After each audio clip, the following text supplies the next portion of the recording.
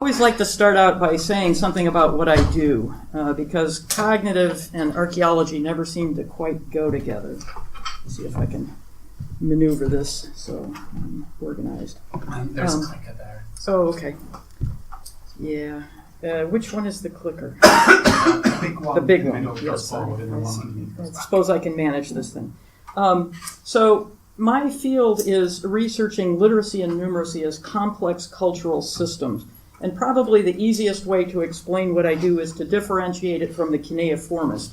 They're interested in what things mean. The semiotician is interested in why things mean. As an archaeologist, I'm interested in how things mean and what change in material form can tell us about change in behaviors in brains, and how interacting with material forms changes behaviors in brains. Writing may appear to be static, like what is shown here carved in stone to emphasize its permanency, but writing is a material form that has changed a lot over time. It has become increasingly refined through generations of tinkering and adjustment to elicit specific behavioral and psychological responses in its users. That's the aspect of writing that I am investigating. We can't study ancient cognition directly. However, material forms like writing imply behaviors like handwriting and psychological processes like vision and language. When interpreted through neuroscience, change in material form implies change in behaviors in brains, and literacy would have required all three. Literacy also required that a society sustain its behaviors with specific material forms over multiple generations. And Philip set me up nicely with ideas about agency and introducing Malaforis. The basic idea is that cognition is a dynamic system composed of brains, bodies, and materiality. The influence is multi-directional. Interaction with material forms changes behaviors in brains. Change in behaviors in brains enables further change to material forms. And material forms accumulate the cognitive effort of past generations, and they act as a medium for recreating those changes in present and future generations. An analysis like this requires two things: a material record with enough duration and extent to show change in detail, change over time in detail, and a cognitive state understood well enough that change in material form can suggest change in behaviors in brains. It also helps to have a theoretical framework that can reconcile interdisciplinary data and compare before and after cognitive states without prejudice. And I'm using Malaforis's material engagement theory, which has three central commitments. The first is the idea that minds are extended, so material forms are a part of the mind. Reading is an excellent example of this, since it's difficult to imagine how we would read without the material form that is writing. Second, materiality influences change in behaviors in brains. And third, materiality is meaningful in a way that differs from language. And today I'm going to focus on the last two. I'm going to start with the model of how literacy develops, which used Mesopotamia as its case study.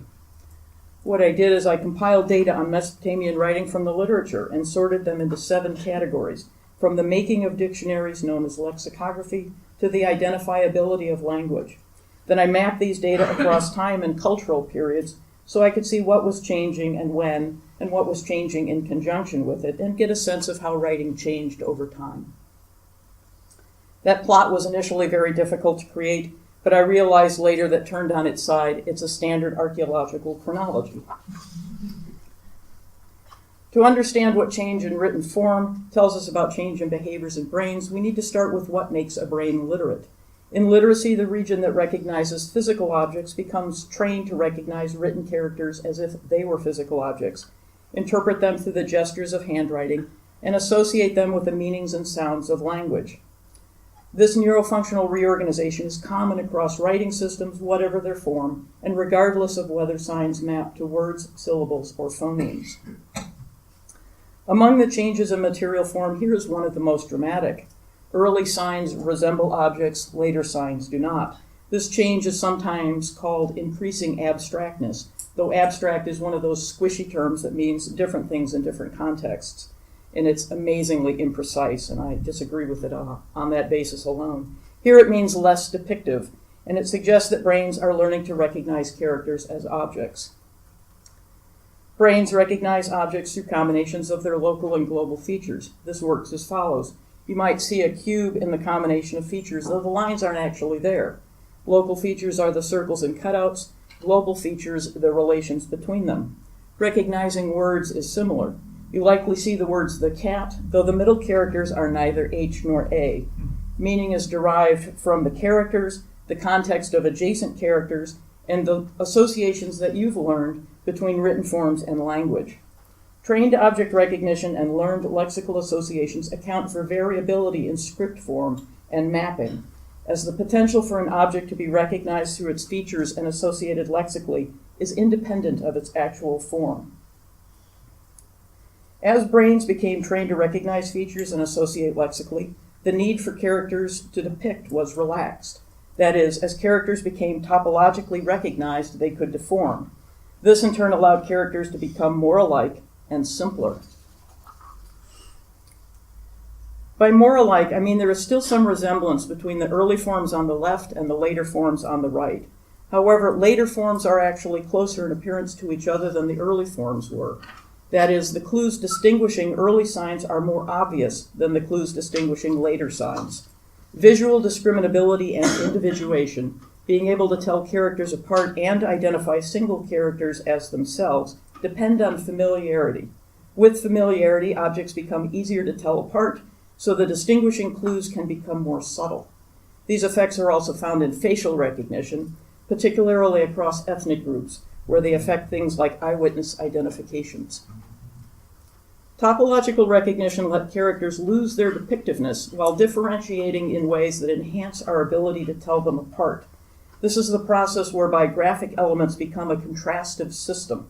This process occurs without change to the way graphic elements are mapped to language, so writing can become a contrastive system, whether it is logographic, syllabic, alphabetic, or some combination.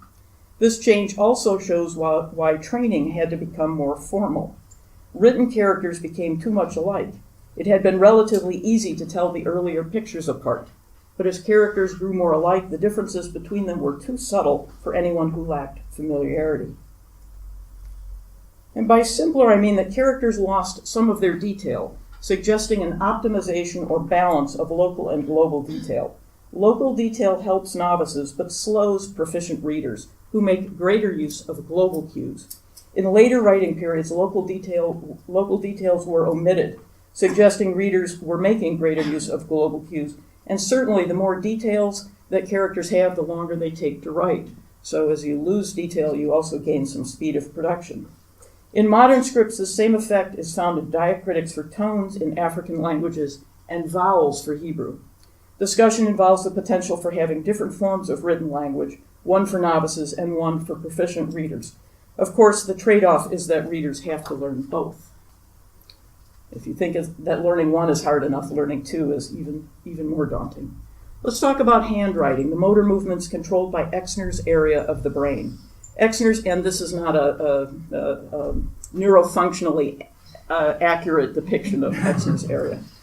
Exner's area is thought to help us recognize the gesture in the written word, a mental simulation. Its activity is particular to handwriting, not just any fine work involving the hand. So while it's possible to produce characters by, say, carving them into stone, carving differs both in the movements used and the character repetition involved. Handwriting improves fine motor skills, hand-eye coordination, recognition and recall functions, lexical retrieval, and tolerance for ambiguity in how characters are formed. Think sloppy handwriting. In the emergence of literacy, handwriting would have been critical. Not only would it have improved these functions, it afforded a mechanism for continual change in the material form, which was essential to the system's ability to change. And change in handwriting implies things like standardization, automaticity, and tolerance for ambiguity. Standardization is forming each character with particular strokes in a particular order. When writing first began, there was no such protocol. Standardization emerged gradually.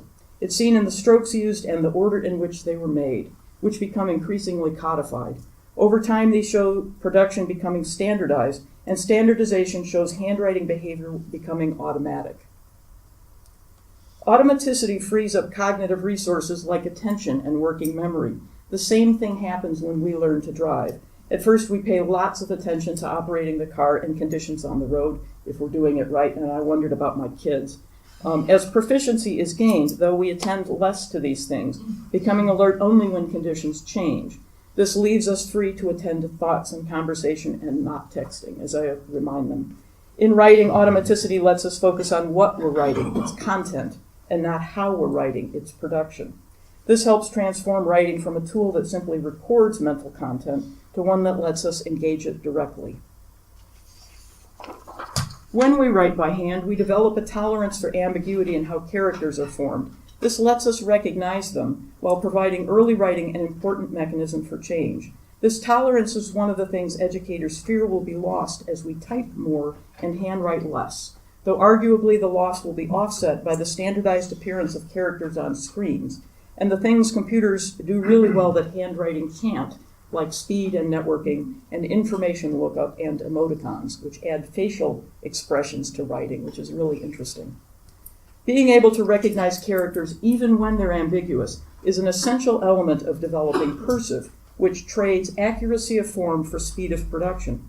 Fast writing keeps up better with our speed of thought, so that writing becomes a highly interactive engagement between mental content, material form, and the behaviors interfacing the two.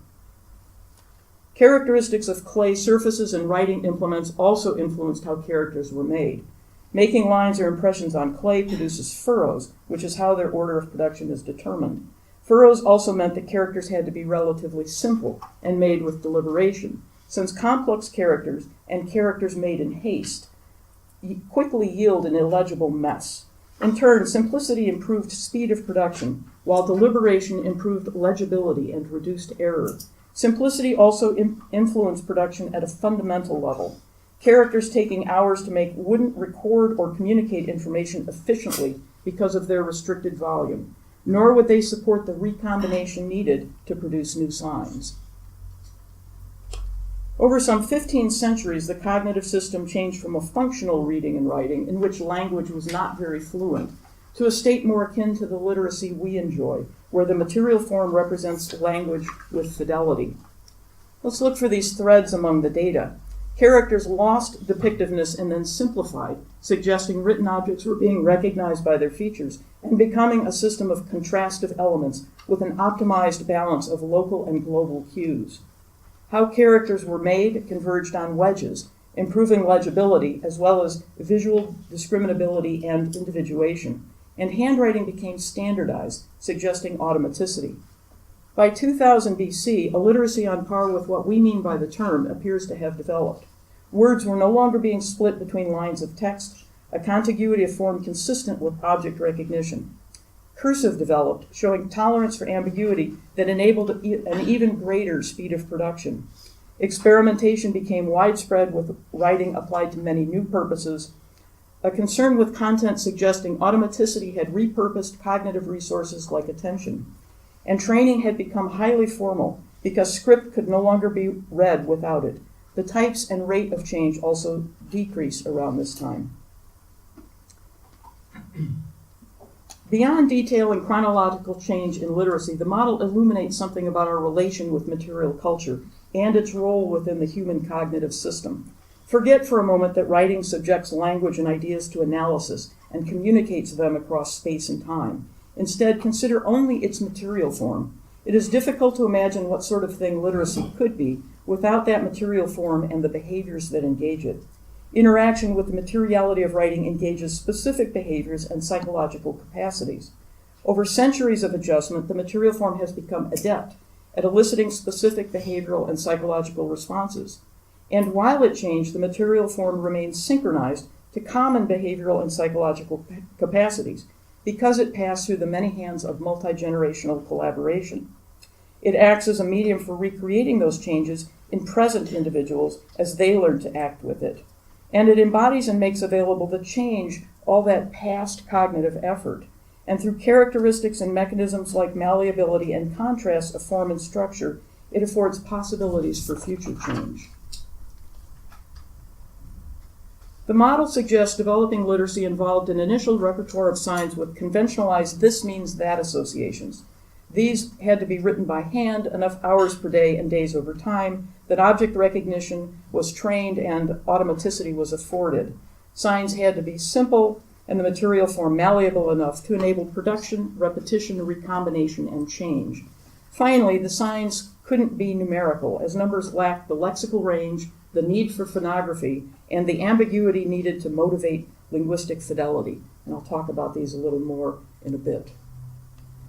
I published the model in 2016. While it generated some unique insights, it has the potential to be expanded further. Its development was idiosyncratic, meaning I did it by myself, and I don't know everything there is to know about everything. Its expansions and revisions should be less so. The model doesn't currently distinguish unintentional from deliberate change or direct from indirect influences. It doesn't consider selective, artistic, or playfulness aspects to iconicity. Factors explainable psychologically and behaviorally, like standardization and loss of depiction, seemed more critical to the processes than ones that could not, like lexicography. But explanatory ease is not the right criterion, and I hesitate to discard any data from the model until it's been applied to another case. I'd also like to specify more clearly the factors included and their level of detail, and the criteria for assessing the attainment of literacy. Mesopotamian literacy isn't universal, and that's another caveat. In Egypt, right next door and at about the same time, writing underwent not one but two phases of standardization and losing depictiveness and detail.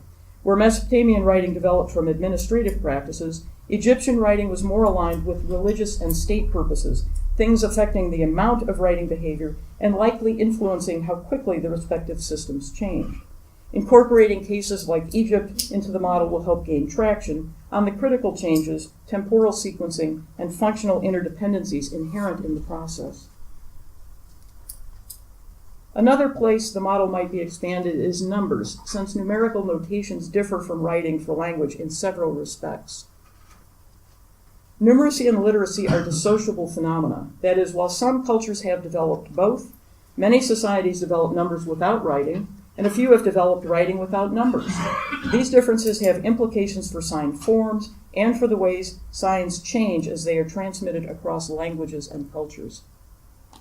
There's a fundamental difference in how signs for numbers mean. This appears in early writing, where signs for quantity were repeated, signs for commodity were not.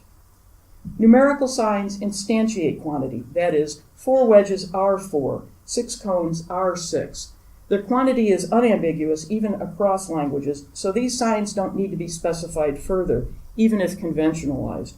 In comparison, pictographs signify through resemblance, ideographs through convention. This makes them ambiguous, obviously a range of related meanings, but it necessitates strategies like memorization, determinatives, and phonography to specify the words intended.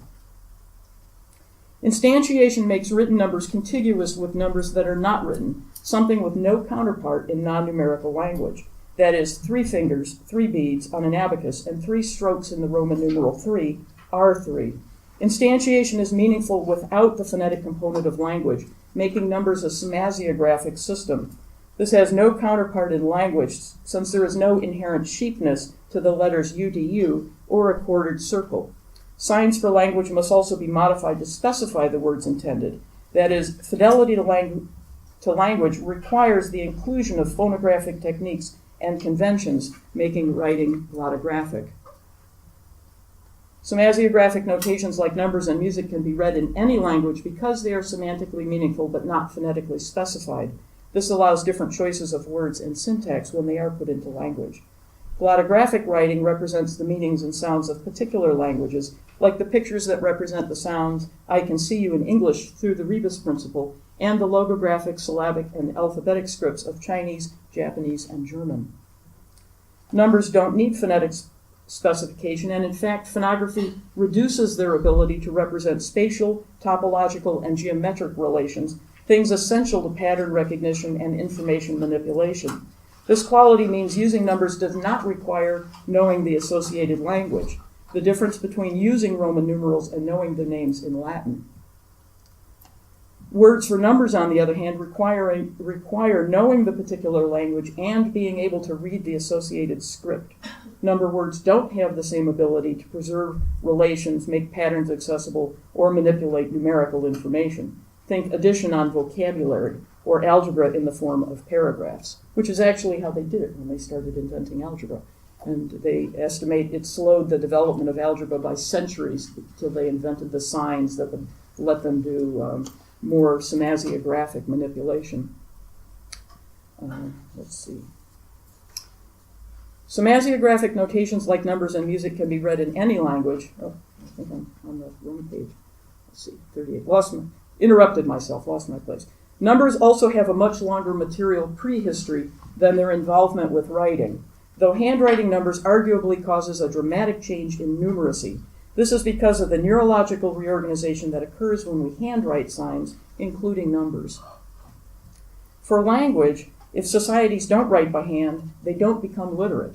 This isn't true for numbers, which don't need to be written, since they can be represented with material forms like fingers and beads. Nonetheless, handwriting has distinct elaborational effects on numbers. Numbers that aren't written are collections. Numbers that aren't written are collections. Numbers that are written become entities, recognized topologically through their features. Functionally, written numbers are concise to a degree other material forms of numbers are not. Concision let relations like multiplications be collected into tables, which scribes learned as part of their training. This would redefine numbers through their relations to each other, making them entities in a relational system, which is how we think of numbers today. Written language was critical to developing mathematics. As writing became more expressive, it was used to record calculations, not as results, as was true with earlier technologies like tokens, and not as equations like we would do. Instead, they were recorded as narrative descriptions, like this area calculation from the second millennium. It would take another several millennia for operations to be redefined as semasiographic forms, like our plus and minus signs. Numerical representations instantiate quantity, and this is something we perceive through an evolutionarily ancient ability, the number sense we share with other species. Our perception of quantity means we can recognize 1, 2, and 3, an ability known as subitization. Without counting, quantities larger than about 4 are just many. But here we can appreciate bigger and smaller in groups, an ability called magnitude appreciation. I thought of all this yesterday when we were reading about the Owen script. Here are tally marks for the numbers 1 through 10. The lowest ones can be appreciated without counting because they are subitizable. More than about 4 marks become more increasingly difficult to appreciate because they are above the subitization range. But here we appreciate differences in magnitude, like seeing that there are fewer to one side and more on the other. Groups with the lowest number of elements are easy to appreciate, so their form as signs needs very little alteration. Groups higher than the subitizing range are rearranged into subitizable subgroups, but these too have a finite ability to be rearranged for appreciability, so we tend to bundle or group them. In between subitizing and bundling, subitizable subgroups remain under pressure to avoid being counted, and this makes them likely they will simplify. Signs for subitizable numbers tend to be highly conserved as a result because they instantiate quantity in the range we can see. Large numbers like 7 are initially grouped as smaller appreciable quantities.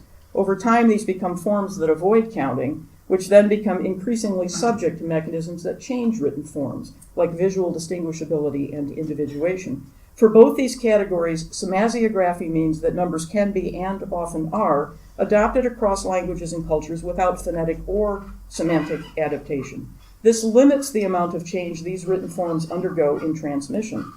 Writing for language, in comparison, undergoes a lot of change. It's already under pressure to achieve greater semantic and phonetic specificity. When a system of writing is adapted to different languages, it initially does a poor job of representing at least some concepts and sounds by an amount that varies with affinities between populations. This keeps writing for non-numerical language under pressure to specify concepts and sounds, including those of the adopting languages and cultures. This same pattern appears to hold in Chinese. Subitizable numbers change the least, large numbers by an intermediate amount, and non-numerical words the most.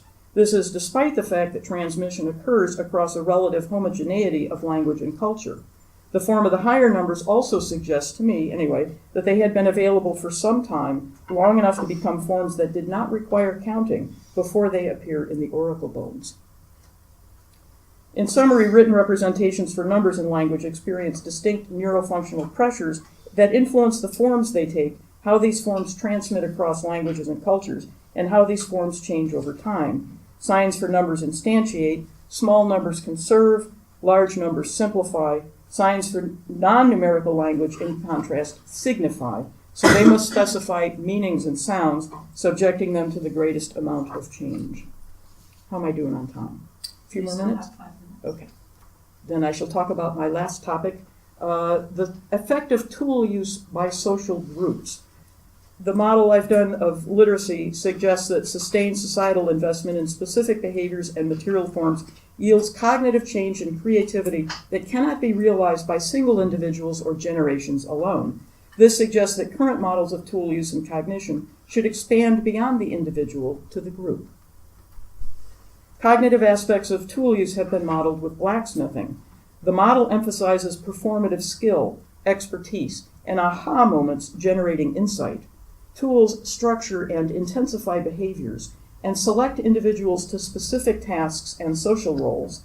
The individual model does not, however, represent social tool use.